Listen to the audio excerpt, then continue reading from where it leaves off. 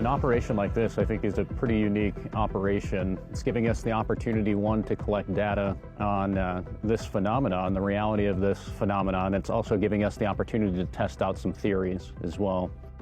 I would say the most significant encounter that I've had here was probably interacting with the jellyfish. Every day, we've identified some form of jellyfish UAP that seems to be attracted to our machine calling system. Every day, the jellyfish has gotten pretty close to the radar, and yesterday, it was so close that the team there could actually see it with their naked eye. It looked like a cylinder, but when we got under some power with magnification, it looked more like a class 7 or jellyfish. Tip of it being super, super bright and reflective, and whatever was hanging off the bottom of it was, not really easy to see, but you can see that there was something floating beneath it. 135 heading, class 7, northeast. It's a game of chess, right? They're actually probing us to validate our capabilities. If this is an advanced species and is smart enough to do what it's doing, they have the upper hand, and we are the little ants under the magnifying glass. We had a class 7 UAP. We went ahead and launched the helo to pursue it. Before the helo got here, it actually came and hovered right over us. For the first time, we saw a class 7 with the naked eye. It was very glinty, looked metallic. Through our optics, we've always thought it was purple or black. Frankly, the reflections look like chrome almost color. Looking to the east, Check heading around 68 degrees. It's probably 4,000 feet above us, about maybe 1 kilometer out, horizontal distance above the ground. And it looked like 8 meters total in distance from top to bottom. The top will look like a mushroom, like a big jellyfish. It's very, very, very bright white and vibrating and flashing, like pulsing. There was like 3 flashing panels, like equal distance going down it. I've seen some the last couple of days through a sensor, so I'd seen them before, so it wasn't like awe-shocking, but it was, kind of taken back to be like, oh wow, really am seeing one, with my actual visual eyes, right here, right above me at 4,000 feet. It looked like a jumper under canopy at 4,000 feet, which is the same distance when they pull. So that part is crazy. Then I knew, like, I'm not seeing stuff, there it is. It's the same thing that I've been seeing on sensor. And all the characteristics, were consistent with what a class 7 should look like.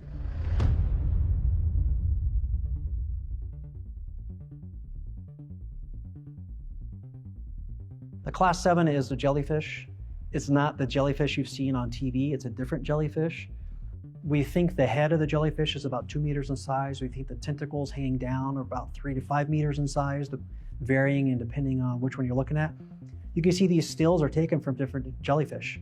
You can see this jellyfish, the tentacles look very, very long. On this one, they look shorter compared to the head. As you can see, the nodules on the tentacles light up. And again, this light appears to us to go from head to tail and pulse and light up the nodules as it goes. Also, sometimes it looks like an automaton or something with like an alien movie where it's got like the tail kind of hanging out, like it's seeking something. And sometimes it looks like it's a jellyfish in the sky. It seems to undulate as it moves.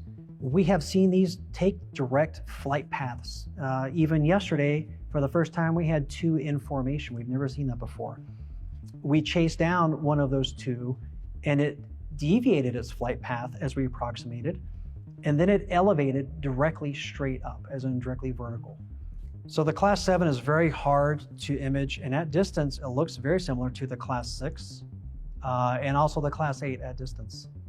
So what you're gonna see is it's kind of, I'll call it swimming in through the sky. There aren't a lot of exotic colors. There is reflectivity, but that color you see right there is very akin to the class 6 when it's not emitting high energy or whatever it's doing. So when it's not vibrating. So we don't know what that means. And you can kind of start to see now the tentacles hanging down as it moves. In IR, they're very obvious. They're less obvious in EO. So we have multiple indications that this is a real object that is not man-made and that it is flying through our airspace and does want to avoid us. At the end of day 2, our psionic team made a bold prediction that the next day we would see an interaction between two different types of UAPs in the sky. The Class 7s, we believe, are aggressive. They appear to want to encroach on us and get over us. The Class 5 we saw yesterday seemed to put itself between us and the Class 7, and the Class 7 then egressed to the north and the east. Let's do like an 11:10 startup. How long can you idle on the ground?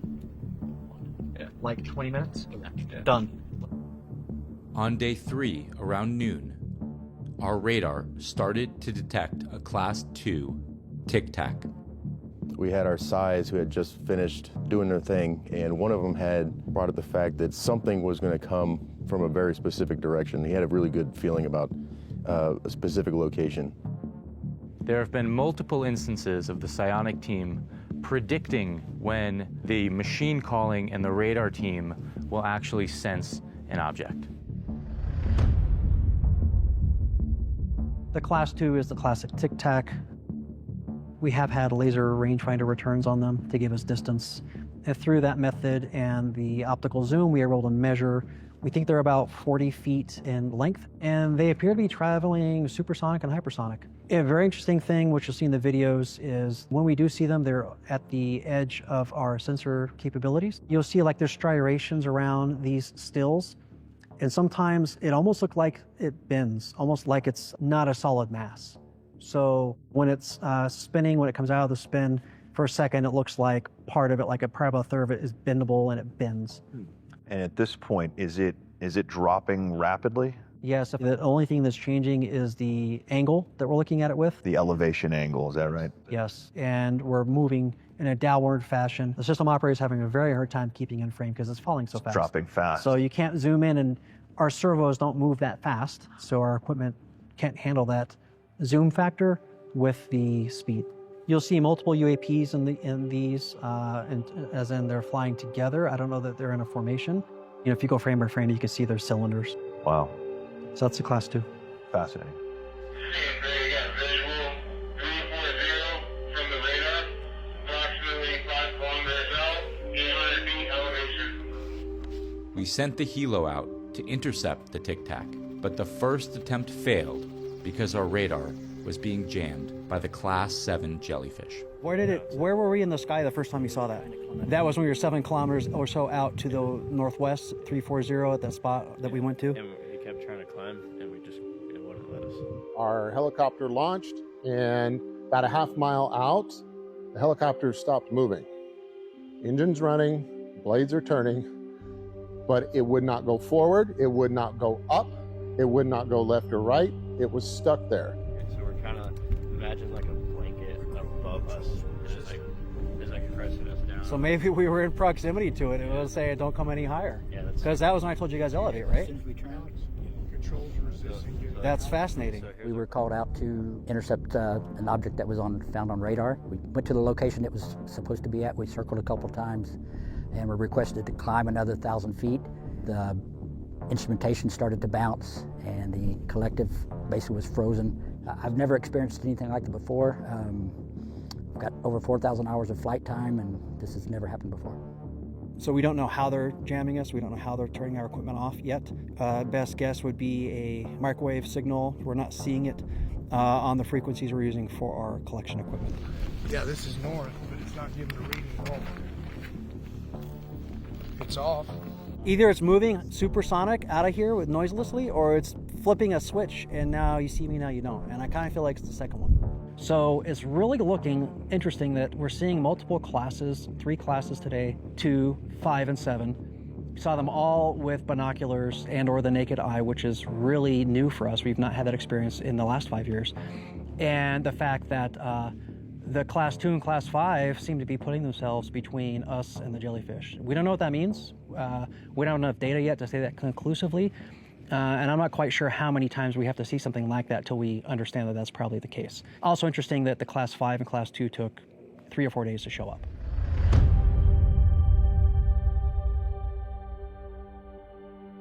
The Class 5 we call the manta ray. It looks to be like is written a manta ray. It has round everywhere. I don't think there's anything straight or nearly straight. We actually went frame by frame on this because it was tumbling slowly and derived a 3D model of what we think it looks like. Here you can see it tumbling and spinning on multiple axes as it comes through the frame. And you said this is going perpendicular to the wind and faster than the wind. Yes, it was on radar, it was on imagery, multiple bands. And the interesting thing is the radar shows this vibrating as well, the same heartbeat signal, which is really a boost in our analysis because only UAPs appear to have the vertical and horizontal heartbeat. Manned aircraft, balloons, birds, drones, they don't. They have a flat line trajectory and also a flat line radar signature. So that's the Class 5. Excellent. After every event, it seems as though we leave with more questions than we do answers. Our mission in our investigation is truly just getting started. We're quickly learning, in fact, how many things that we still don't know. Skywatcher will release full modules for each of the 9 UAP classes on YouTube and our website in the coming weeks. Please understand that this is a live operation unfolding in real time. We are doing our best to create a taxonomy of these objects based on the data we've collected, but we need your help. Part 3 of Skywatcher is going to be about psionics. It's going to be about the team that we've assembled. You're going to hear from some of them directly. You'll hear about their experience, their background, and how they found themselves here alongside us today. And if we can validate the existence of these abilities completely and scientifically, then that information necessitates an entirely new concept of reality and our place in it as human beings.